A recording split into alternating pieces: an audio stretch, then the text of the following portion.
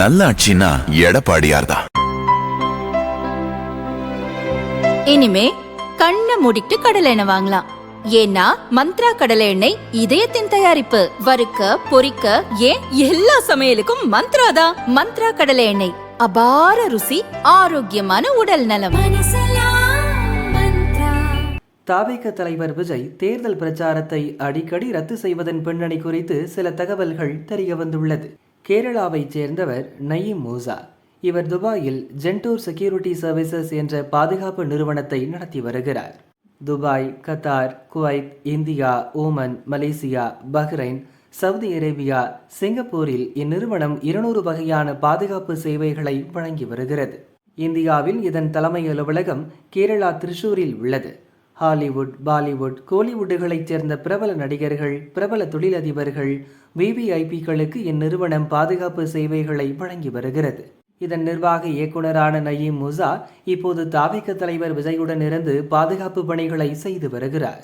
அக்கட்சி பொதுச் செயலர் ஆனந்த் உள்ளிட்டோர் இவரின் அனுமதியை பெற்று விஜயை சந்திக்க முடியும். கேரள சட்டசபை தேர்தலில் நயீம் மூசா ஓட்டு போடுவதற்கு வசதியாக தனது ஒரு நாள் பிரச்சாரத்தையே விஜய் ரத்து செய்யும் அளவிற்கு அவருக்கு முக்கியத்துவம் அளிக்கப்படுகிறது. விஜயின் தேர்தல் பிரச்சாரத்தை இந்நிறுவனம் எப்படி கண்காணிக்கிறது என தாவேக நிர்வாகிகள் சிலர் கூறியதாவது: முன்பு ஜென்டூர் செக்யூரிட்டி நிறுவன பாதுகாவலர்கள் 5 பேர் மட்டுமே விஜயுடன் பாதுகாப்பு பணியில் இருந்தனர். கரூர் சம்பவத்துக்கு பின் விஜய் பிரச்சார பயண திட்டத்தை கண்காணிக்க கூடுதலாக 100 பேர் பணிபுரிந்து வருகின்றனர். விஜயுடன் வாகனத்தில் கருப்பு உடை அணிந்து இருக்கும் 3 பேரை தவிர இந்த 100 பேர் யார் என்று யாருக்கும் தெரியாது. மக்களுடன் மக்களாக கலந்து விஜயின் பாதுகாப்பை இவர்கள் உறுதி செய்கின்றனர்.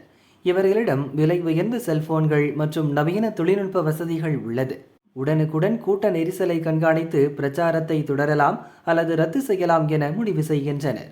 இதன் வாயிலாகத்தான் சமீபத்தில் விஜயின் சில பிரச்சாரங்கள் ரத்தாகி அசம்பாவிதங்கள் தவிர்க்கப்பட்டன.